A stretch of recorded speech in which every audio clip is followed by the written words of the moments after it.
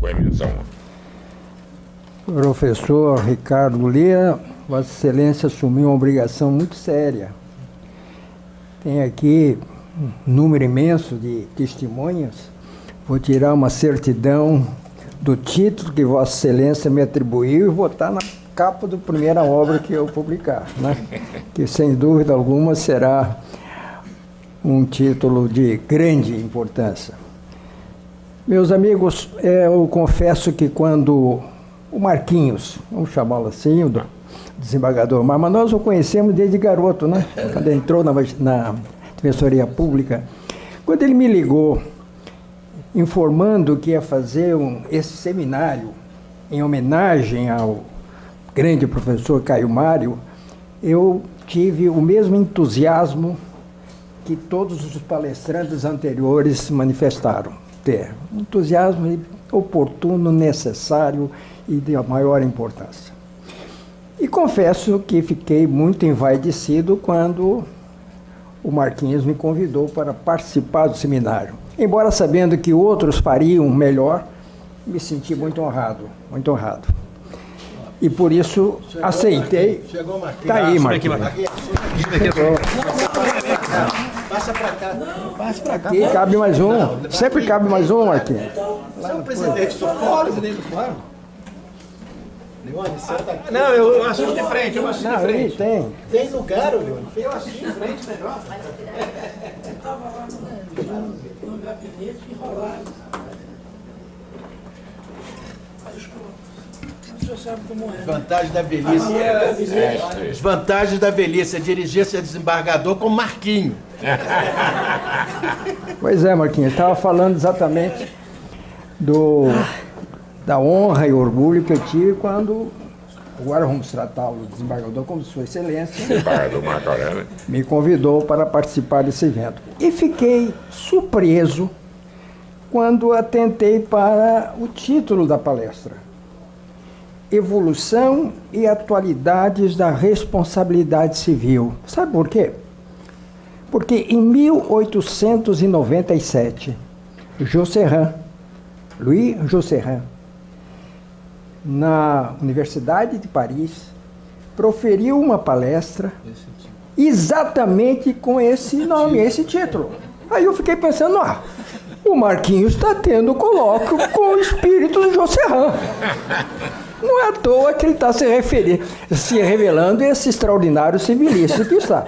Foi o Josserand que falou para você, Marquinhos? Eu não sei, pode ser no sonho. Vai ser psicografado. Eu vou dizer assim, exatamente em 1897. Sinceramente, eu não E sei. já que a palestra trata do tema, eu vou iniciar exatamente com a última frase da palestra do Josserand. Ele dizia, ele disse, a responsabilidade civil é e será a grande sentinela da sociedade. A responsabilidade civil é e será a grande sentinela da sociedade. Todos sabem, todos não, a informação que Josserand e Saleiles foram os dois grandes pioneiros da responsabilidade civil objetiva. Pioneiros. O Saleiles, na sua obra sobre os acidentes de trabalho e a responsabilidade civil, e o Josserand, entre muitas outras obras, que ele tratou da responsabilidade civil pela coisa inanimada. Que influência representou essa atuação desses grandes pioneiros e outros que vieram depois? Antes da responsabilidade objetiva defendida por esses grandes nomes, o sistema de responsabilidade civil no mundo, e principalmente no Brasil, era extremamente singelo.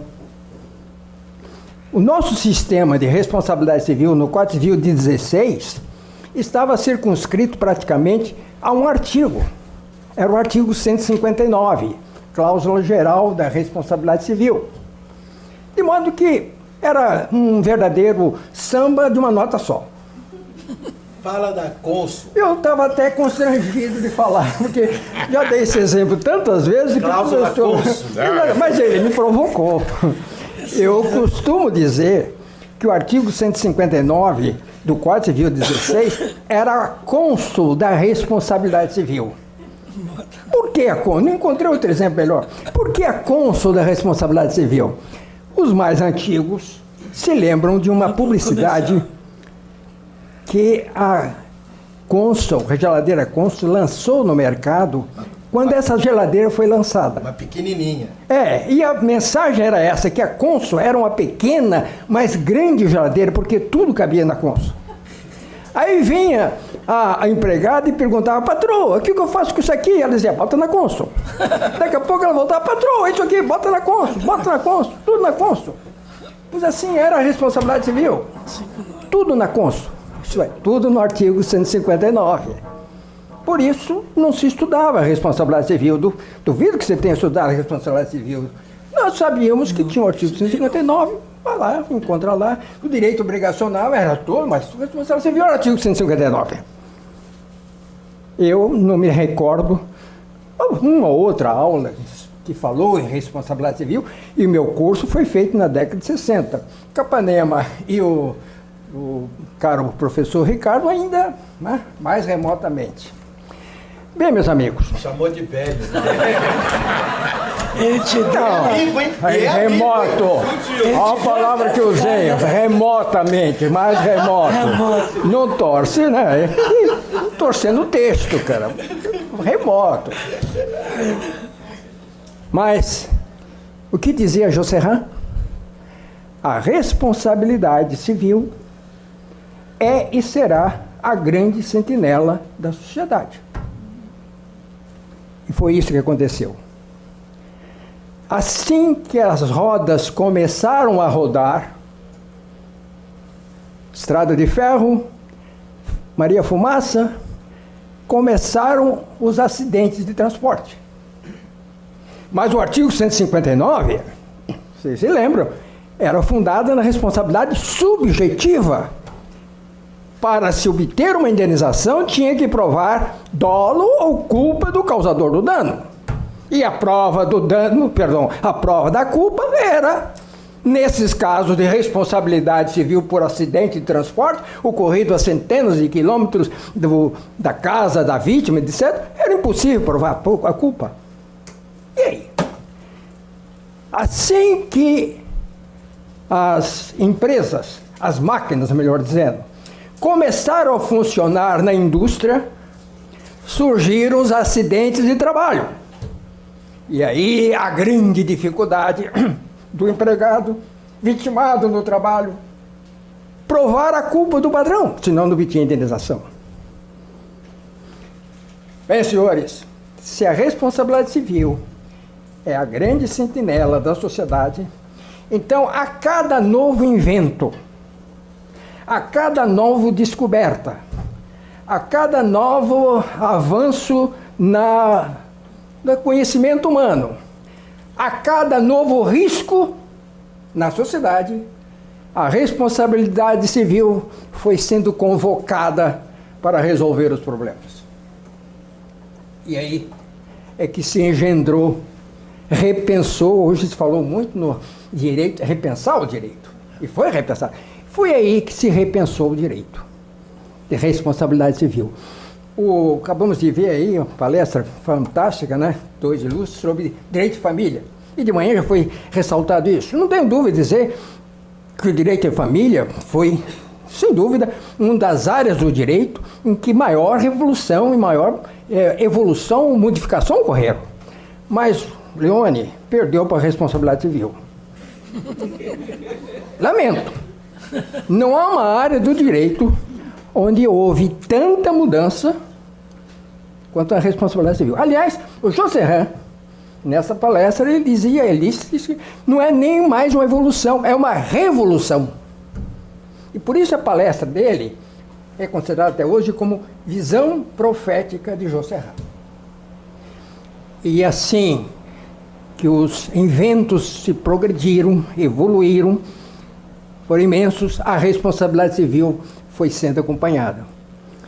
foi sendo criados novos processos. Então, rapidamente, porque eu não quero tirar o tempo do nosso Capanema, eu apenas lembro que de um dispositivo único, praticamente, no Código Civil 16, cujo projeto foi feito por Clóvis na última década do século XIX, desse único projeto nós fomos evoluindo.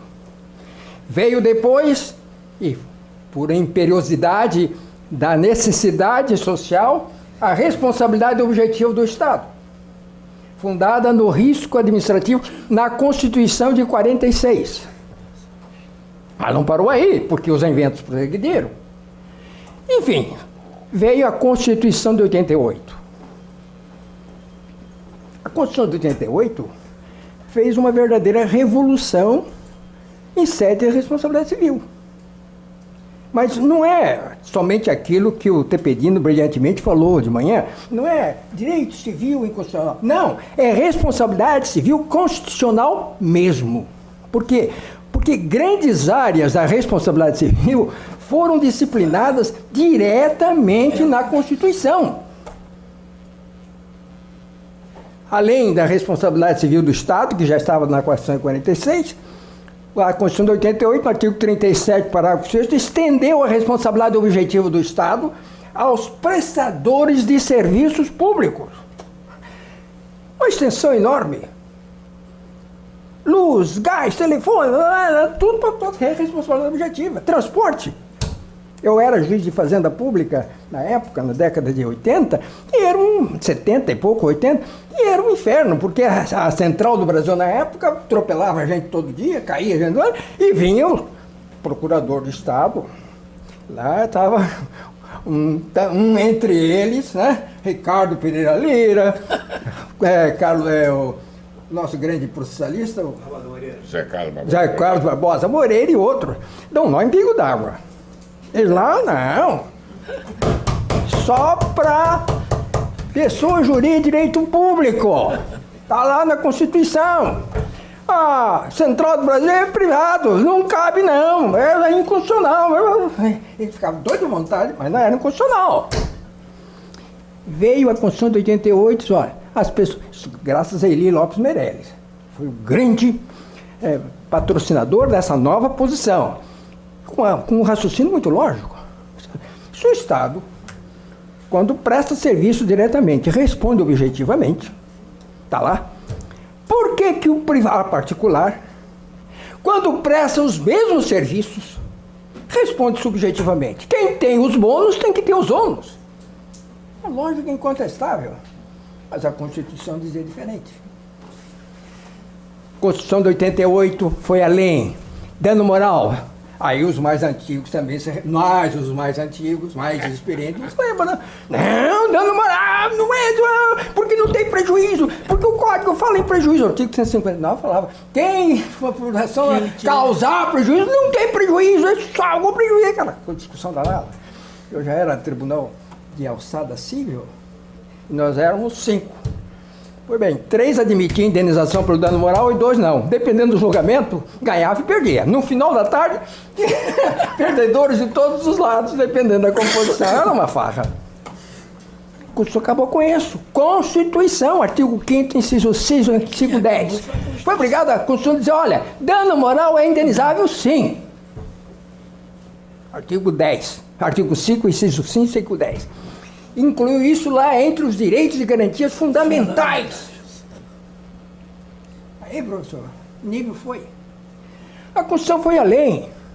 Responsabilidade objetiva e disciplinar diretamente da Constituição pelo dano nuclear, artigo 21, inciso tal, pelo dano ao meio ambiente, artigo 212, por ali, pelo dano causado por decisão judicial, artigo 5, inciso 31. De modo, meus amigos, tem outras citações mais, que a situação hoje é essa. Não terminou aí. A responsabilidade civil, Leone, que mereceu um só artigozinho, não, uma cláusula geral, não é artigozinho, cláusula geral, no Código de 16, passou a ser em grande parte constitucional. Que salto! Disciplinada diretamente pela Constituição. Mas não parou aí. Porque aí veio uma necessidade. A cada novo avanço, a cada novo progresso, a sentinela. E os acidentes de consumo? Consumo em massa, produção em massa, distribuição em massa. Não se sabe quem produziu. E os danos ocorreram. E em grande parte, olha aí a talidomida contergan. Crianças que nasceram sem braço, sem perna, porque as mães ingeriram já e foi por aí fora. O que fazer? Culpa! Cadê? Mas isso não estava no código. Não estava na Constituição. Nem estava nas leis de acidente de trabalho e nem nas leis da estrada de ferro, que foram para suprir isso. Então veio o Código do Consumidor, já nessa linha de responsabilidade objetiva, a quem devemos José Serran, no ouvido dele. Leissa Leiles e outros mais. Estabeleceu responsabilidade objetiva para todos os fornecedores de produtos e serviços. A Constituição foi a grande revolução na área constitucional, mas na área infraconstitucional, a grande revolução da responsabilidade civil foi o Código do Consumidor. Porque agora, responsabilidade objetiva passou a ser não só para o prestador de serviço público, não. Passou a ser responsabilidade objetiva para todos os prestadores de serviços públicos ao consumidor. De serviço público, não. Todos os prestadores de serviços ao consumidor. E todos os fornecedores de produtos. Em defesa do consumidor.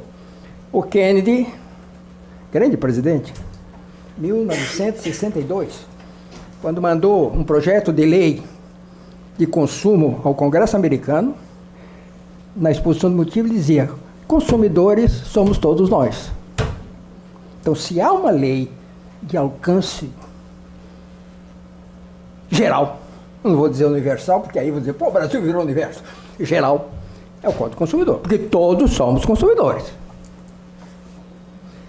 3 mudanças fundamentais foram introduzidas no Código do Consumidor. Isso quer fazer uma lei bem feita, não é, professor? 1. Responsabilidade direta do fornecedor perante o consumidor. Antes era a responsabilidade indireta, pela coisa inanimada, ou pelo empregado, o patrão responde, aquelas coisas lá. Eu tinha que fazer um malabarismo para chegar ao patrão. Responsabilidade direta. Quem responde? Fornecedor. Ou fabricante de produto, ou fornecedor de serviço, ele que responde. Não importa que tenha passado por A, por B, por C, não é ele que responde. 2. Superou a dicotomia nas relações de consumo. A dicotomia entre responsabilidade objetiva, responsabilidade contratual e extracontratual. O fundamento dessa responsabilidade não é mais o ato ilícito ou a relação contratual, é a relação de consumo, na qual há um defeito do produto ou do serviço. 3. Responsabilidade objetiva para todos os acidentes de consumo, quer por fato do produto, quer por fato do serviço. E nesse aspecto, o nosso código foi além dos códigos ou das leis europeias, que na sua maioria não admite responsabilidade pelo fato do serviço, só pelo fato do produto, a não ser com raras exceções.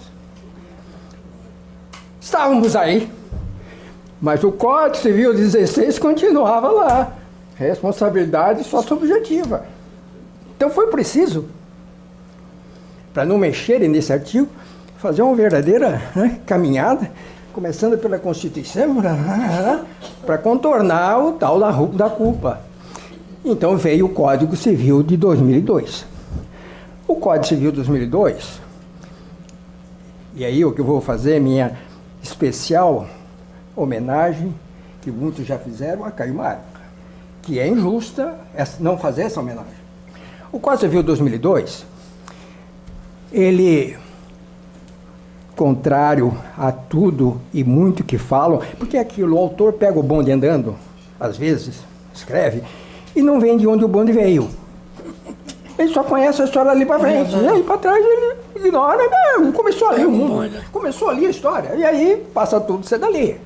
Paga lá atrás, vai lá além de Josserran, tá? Porque, na realidade, se você quiser pegar a responsabilidade civil, vai pegar lá na Lex Aquiles, né? Lá em Roma. Bom, o que o Código Civil de 2002 fez?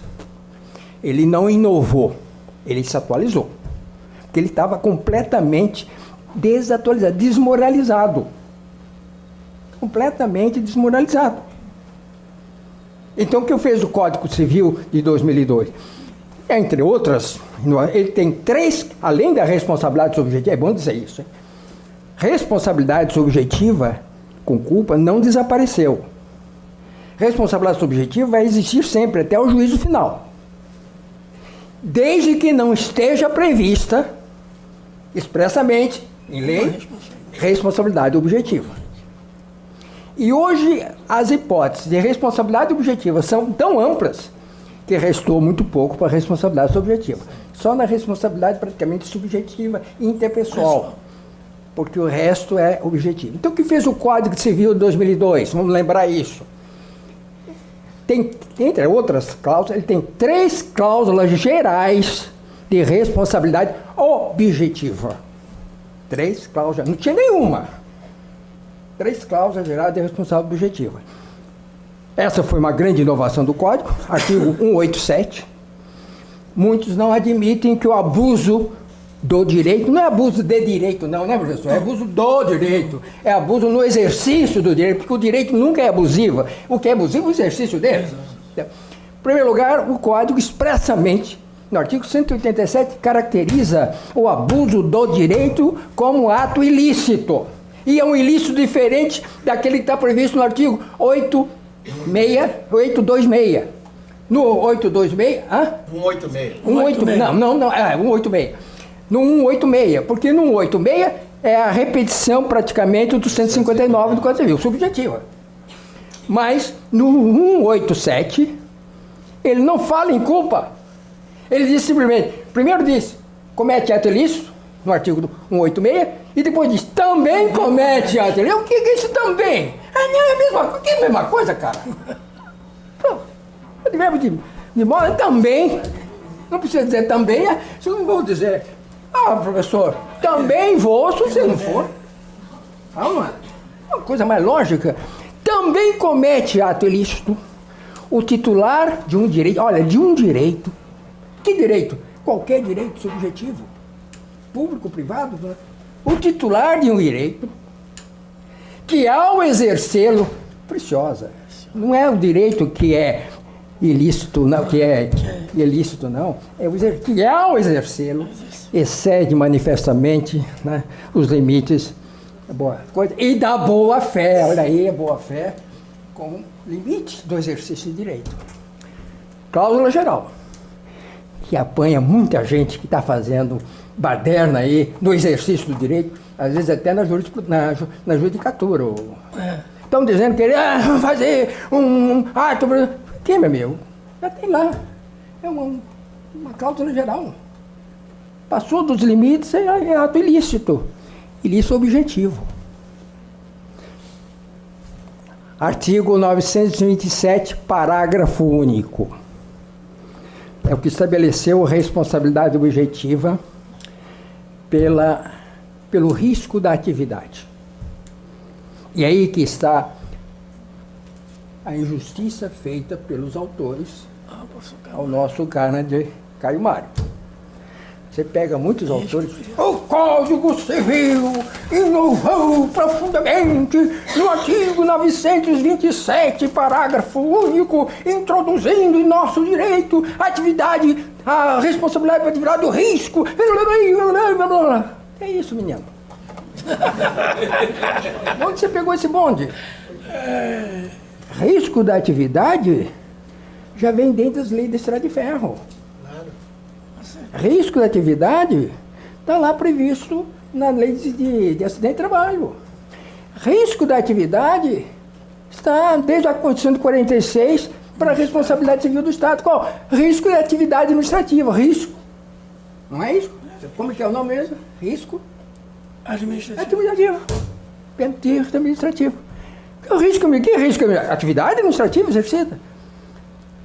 Risco da atividade estava no Código do Consumidor, artigo 12 e artigo 14. Quando é que o fornecedor responde? Por que ele responde? Responde pelo fato de exercer uma atividade perigosa, com risco inerente. E por isso ele tem que ter o dever de segurança. Oferecer produto e serviço seguro. Não foi o legislador, não foi o Código Civil de 2002, não. E aí está, senhores. Já falaram aqui muitas obras do nosso ilustre professor, mas não vi ninguém citar o projeto de Código das Obrigações de 1965, que era um projeto de Código Civil. Recebeu modestamente o Código das Obrigações, mas era do Código Civil, o qual o professor, a certa altura, né, ele, nas suas obras, aí a responsabilidade civil, nona edição, ele cobrou. Você fala lá, ó, esse negócio do risco administrativo é bem anterior. Diz lá, a meu ver, estou lendo Caio Mário, Responsabilidade Civil, nona edição, Forense, 270. A meu ver, o conceito de risco que melhor se adapta às condições de vida social é o que se fixa no fato de que, se alguém põe em funcionamento, uma qualquer atividade, responde pelos eventos danosos que essa atividade gera para os indivíduos. Gera para os indivíduos dano e... Aliás, pelos indivíduos. Estou lendo mal o que o professor escreveu, acho que são meus óculos. Né? Indivíduos. Independentemente, a atividade gera para os indivíduos, independentemente de determinar se em cada caso, isoladamente, o dano é devido à imprudência, à negligência, a um erro de conduta, e assim se configura a teoria do risco criado. Isso aí. Fazendo abstração da ideia de culpa, mas atentando apenas no fato danoso, responde civilmente aquele que, por sua atividade, por sua profissão, expõe alguém em risco e sofre um dano. Ele foi além. Mais adiante, ele diz: o projeto de Código das Obrigações de 1965, seguido nesta parte pelo projeto civil do Código Civil de 75, eles me copiaram. Uma elegância dele. Ele diz: olha, eles me copiaram. E copiaram mesmo. O meu projeto lá, seguido, exatamente o que dizia o projeto de 65. Aquele que seria o artigo 872. Aquele que, em razão da sua atividade ou profissão, cria um perigo, está sujeito à reparação de dano que causal. Está sujeito a dano. Ponto final. Professor, quem disse que foram os novos juristas que introduziram isso no nosso código, que foi realmente uma grande iniciativa do Código Civil que veio lá do Caio Mário. Por quê? Porque se até então a responsabilidade objetiva estava circunscrita em serviço apenas aos serviços públicos, e em produto apenas aos produtos entre fornecedor e consumidor, a partir da Constituição, a partir do Código Civil, essa responsabilidade objetiva pela atividade do risco passou a ser geral. Passou a ser de qualquer fornecedor de serviço cujo serviço tenha risco inerente. Não é qualquer risquinho. Risco inerente. É necessariamente perigosa. Necessariamente causador de insegurança para a sociedade. A cada novo avanço, a cada novo progresso, responsabilidade civil. Vem cá e responde, resolve isso aí. E o terceiro dispositivo, a terceira cláusula geral do Código Civil, está no artigo 931, que nada mais é do que bis in idem, ou aliás, uma maior abrangência ao artigo 12 do Código do Consumidor, que estabelece a responsabilidade objetiva para o fato do produto. Para o fato do produto. Em seguida, meus amigos, o que temos hoje é isso. Tínhamos um sistema de responsabilidade civil singelíssimo. Samba de uma nota só. Era uma beleza, tudo na Consul. Aqui, 150, aqui. Não precisava estudar responsabilidade civil. Hoje, se você é estudante, tem que estudar e muito. E bem. Porque hoje o nosso sistema é complexo. É um sistema que começa na Constituição. Passa por leis especiais, muitas. Eu citei apenas rápido. Entre elas, uma das principais, o Código do Consumidor. Tem uma abrangência enorme. E, finalmente, o Código Civil. E você vai precisar, em cada situação, examinar a relação jurídica. Não pode ir mais pelo jeitão. Isso me lembra, né? Posso contar uma historinha? No meu tempo tinha exame oral para tudo, professor. Para tudo, né? Nos seus tempos também. Depois acabou. Aí disse que numa prova oral, acho que era de biologia, sei lá, o professor botou em cima da mesa um besouro. Queria saber o nome científico. Era uma loucura, queria saber o nome científico. O que é isso aí? O que é isso aí? É um besouro. Ah, opa! É um besouro, o professor falou. É um besouro. Oh, muito bem, parabéns. Macho ou fêmea? É macho. É macho. Como é que você sabe que é? Ah, o jeitão dele, professor.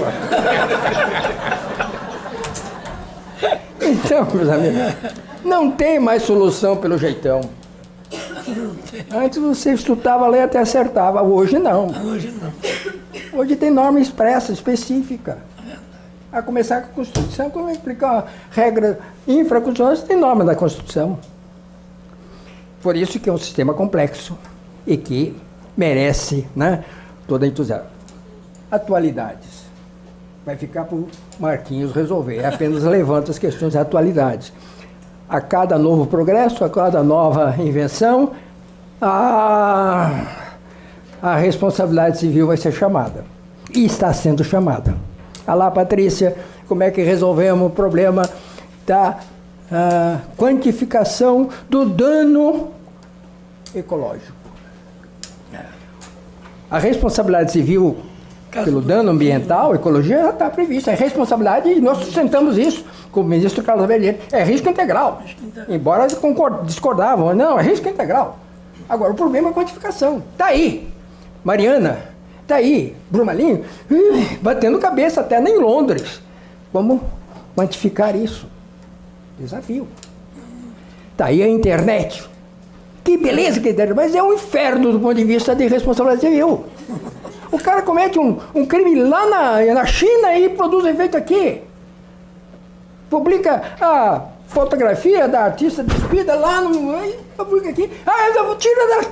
Tira aqui e aparece lá. Vamos resolver isso. Aí está surgindo agora, hoje de manhã falaram nisso, o tal da inteligência virtual. Artificial. Artificial. Virtual. Inteligência virtual. Virtual não é. Artificial. Artificial, mulher. Aí está. Recentemente, mulher morre nos Estados Unidos após ser atropelado por carro autônomo. Não tem motorista na rua. Quem vai responder? Quem vai responder? Qual é o fundamento disso? Hoje tem inúmeras atividades que estão sendo exercidas por robô. É robô. Fato da coisa. Até na atividade médica, que foi destacado hoje de manhã. E aí? Meu amigo, você que está conversando com o José Serran, pergunta para ele, senhor, como é que vamos resolver isso? Portanto, não parou, não vai parar e será um desafio. Agora eu leio Pensamento final da palestra do Josserran, a título de encerramento. A responsabilidade civil continuará dominando todo o direito das obrigações. Tudo acaba em responsabilidade civil, professor? É ou não é? Tudo. Até em família. Quando se casam, tinha um colega nosso que falava, quando se casa é meu bem. Na hora da separação, meus bens. Tudo acaba ali. Então ele diz, a responsabilidade civil continuará dominando todo o direito das obrigações. Toda a vida em sociedade. É e será a grande sentinela do direito civil mundial. Não é só aqui não, no mundo todo. Sua história, aí está o ponto que eu quero chamar a atenção agora. Sua história, essa que nós fizemos sinteticamente, é a história do triunfo da jurisprudência e também da doutrina.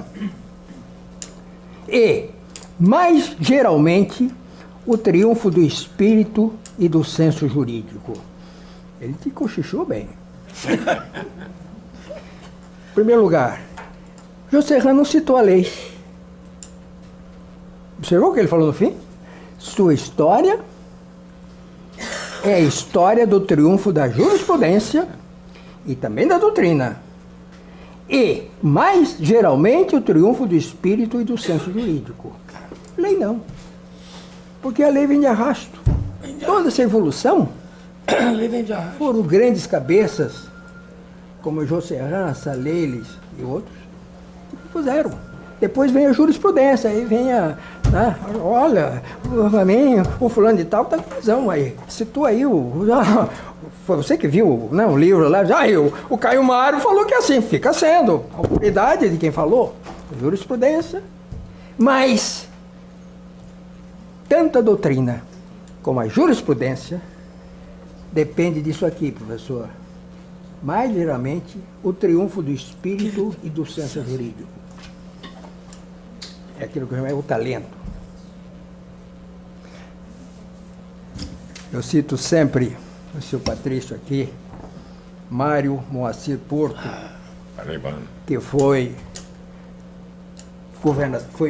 desembargador, jurista, autor de muitas obras, entre as quais de responsabilidade civil. E eu cito sempre esse pensamento dele, que é fantástico. A lei não esgota o direito, assim como a partitura não esgota a música. Quem me citou aí, Mozart? Foi hoje de manhã? Foi você. Mozart. Que beleza que é Mozart. Eu pego uma partitura de Mozart, não é nada para mim. É um risquinho. Bota na mão de um pianista, bota na mão de uma orquestra, bota a gente nas nuvens. É uma... A música é maior que a partitura. O direito é maior. A lei não esgota o direito. O direito é maior do que a lei. O direito está sempre à frente da lei. E o que faz com que o direito, que a lei, melhor dizendo, acompanhe a lei, é o executor, é o maestro, é aquele que executa o instrumento, é aquele que executa o direito. De modo que, assim como nós tivemos grandes Saleiles, grandes Josserran, grandes Caio Mário da Silva Pereira, grande Ricardo Lira, vamos continuar precisando de outros grandes Caio Mários daqui para o futuro. Obrigado.